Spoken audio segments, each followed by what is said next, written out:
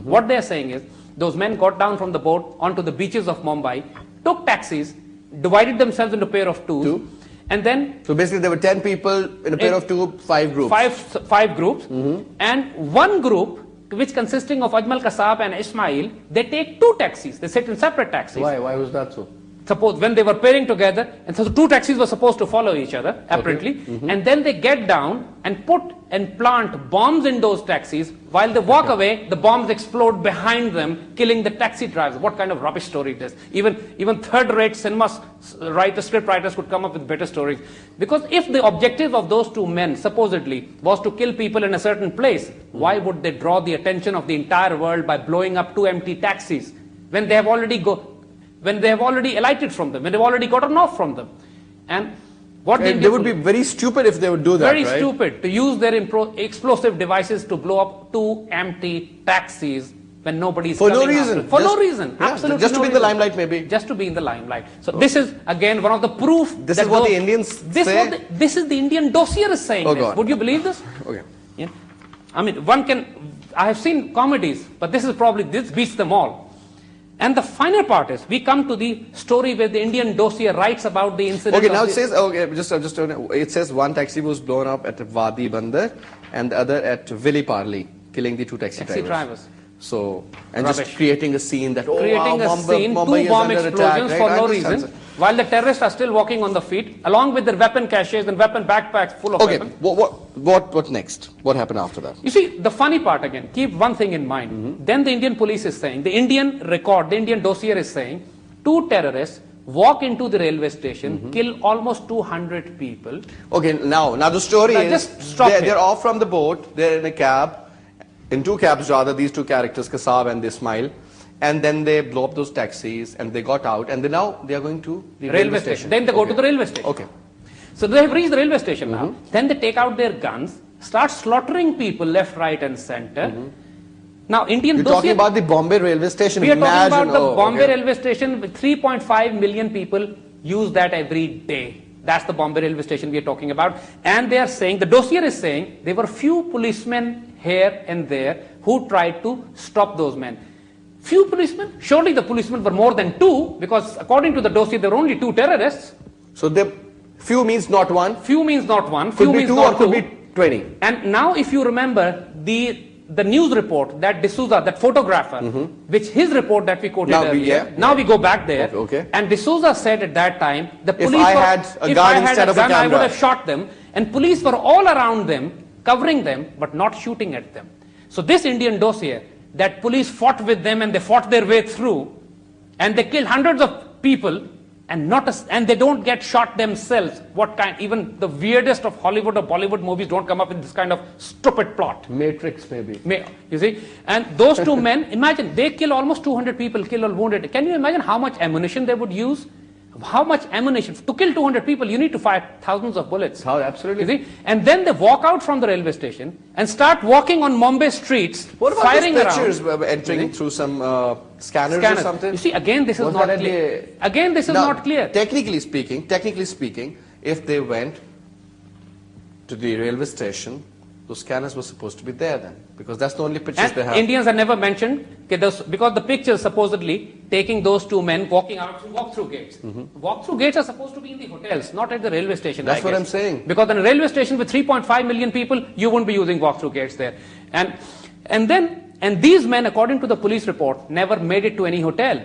They came out from this. Now you just keep on. And they hijacked different vehicles, kept fighting with the police all the way, and on the way one of them was killed and the other, Ajmal Kasab, was captured alive. This is what the dossier is saying.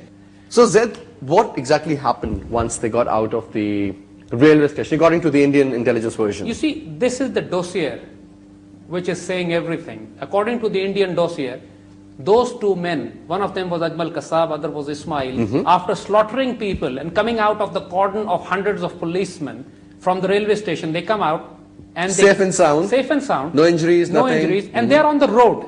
And then they conduct some adventures. They hijack a police vehicle, they kill so many policemen. They hijack a police vehicle, and then they drive and they hijack another car, and then they come across a barricade of police, and finally an exchange of fire takes place, and Ismail was killed and Ajmal Kasab was captured alive. No, this is according to the dossier. So everything that happened, It happened on the first night within first couple of hours, because after their rampage, supposed rampage at the railway station, it did not take them more than an hour to do all this, which the Indian dossier is saying. Obviously.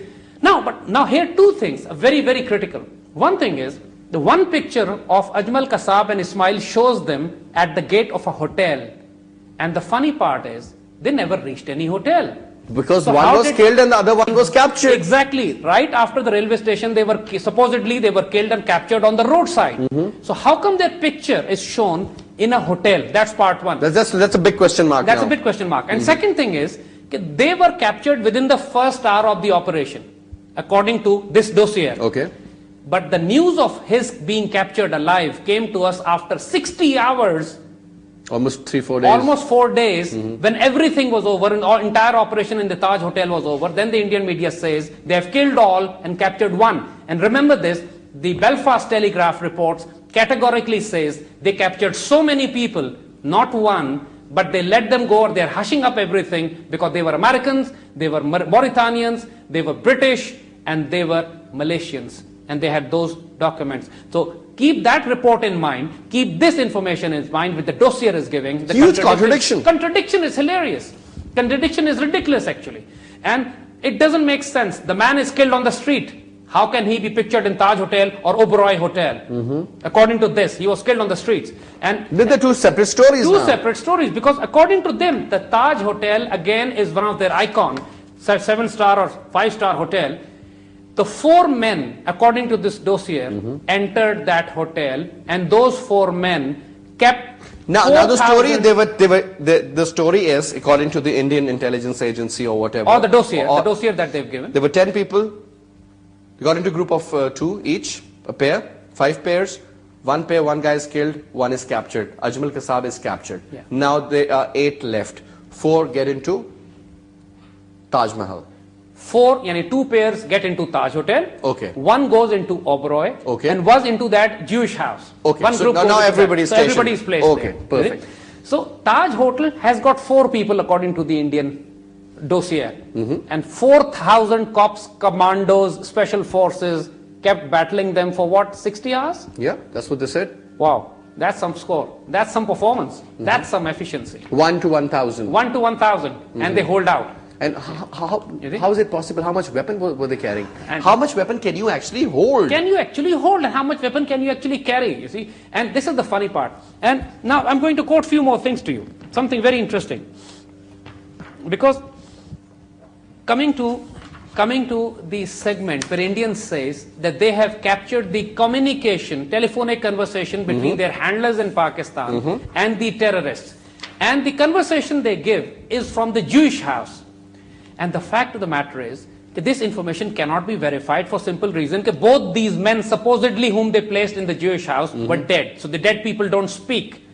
And naturally, there is absolutely no proof for any conversation. The only conversation we have heard, which the person was talking from the Jewish house to the television anchor, he was speaking Hindi, not Urdu. We have discussed that earlier. And that recording. There were 10, 11, 12 words used. Exactly. Which Urdu. And that conversation was done from the Jewish center, from the Jewish house. So basically, this information that Pakistanis from Pakistan were controlling their assets or terrorists inside the Jewish center is ridiculous again, because when you read these transcripts to a Western audience, they cannot make out that this language is Hindi or Urdu. But we understand. But we understand. Yeah. So if you translate this conversation in English, you would feel, wow, they've got a transcript conversation going on. That's the difference between an American and a British. Simple. You see? And a Western audience would say, okay, a conversation has been recorded, assuming that this is what the Indian RAW and Mossad is saying is true, which of course, ridiculous to assume itself, they would be speaking the truth.